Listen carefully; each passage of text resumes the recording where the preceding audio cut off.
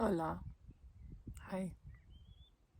There's so many invisible things, aren't there? Like the air, for example, we breathe.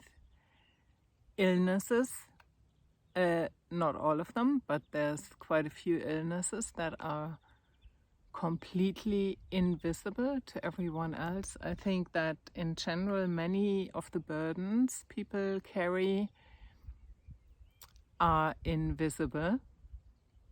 There's whole groups, of course, of people who are invisible in our society, like homeless people, let alone talking about racism. So I think then in certain aspects, visibility becomes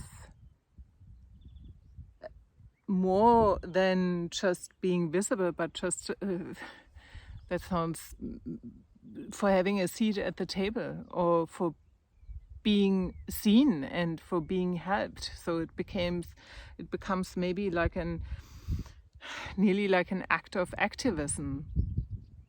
Many people who, for example, deal with invisible illnesses have to fight for getting diagnosed properly, or that somebody takes care enough to look deeper. Another thing when it comes to, when we talk about visibility, we also talk about invisibility. They somehow go together. And as artists, for example, we make often the invisible, the intangible, visible, tangible. That's what we do. And so it is kind of funny, isn't it?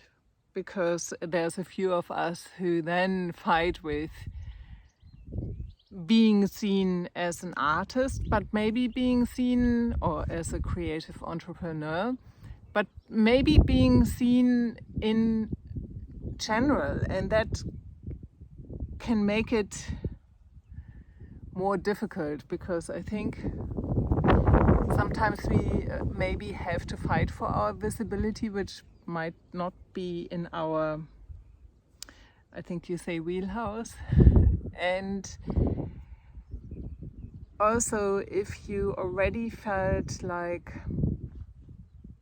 invisible as a kid, when you start putting your stuff out there regularly and then you don't get the response you would like to have, or you don't get any response, crickets, then you very likely will be triggered into this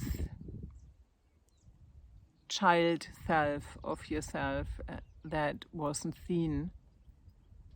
And so I think, from my perspective, it's not enough, because there's a lot of courses like this out there that tell you exactly what to do, how to become more visible.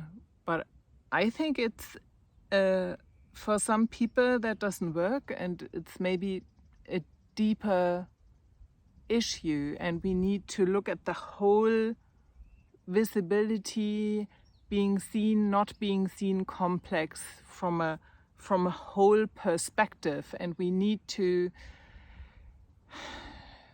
I think we need to look deeper into not just that thing the work we want to make more visible, but to be and stay healthy also mentally, to see what parts in general we are hiding from others. Maybe the ones that are dealing with the parts that are dealing with the illness, and we don't want to burden anyone, so you don't tell it to anyone anymore, for example. So I think it becomes, if it is a deeper issue, you need to look at it from all angles, and you need to become, or go on that journey to what I call authentic visibility, in not only that realm, but also in the other realms, because these other realms will then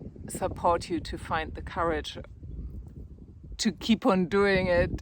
For example, posting on social media regularly without getting the responses you would want to have. So I think it is a more complex thing, at least for some of us. If there is a deeper thing of not having had enough support, which goes hand in hand with not feeling seen and feeling invisible, then now I lost my my thread of thought, sorry.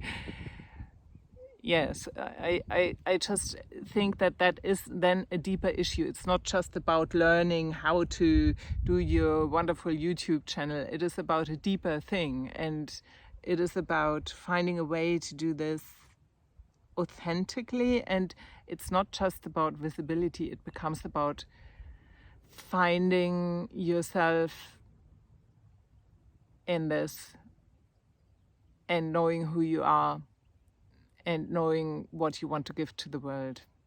So I'm not sure whether I made a lot of sense today or whether I confused you completely. But I just want to bring a little bit awareness that this might be more complex than you think. And I will end with the question, which parts of you want to be seen and which parts are you still hiding from others. Okay, that's it. This is Anja Kersten, working with hiding artists and creative entrepreneurs. Have a good day. Take good care. Bye-bye.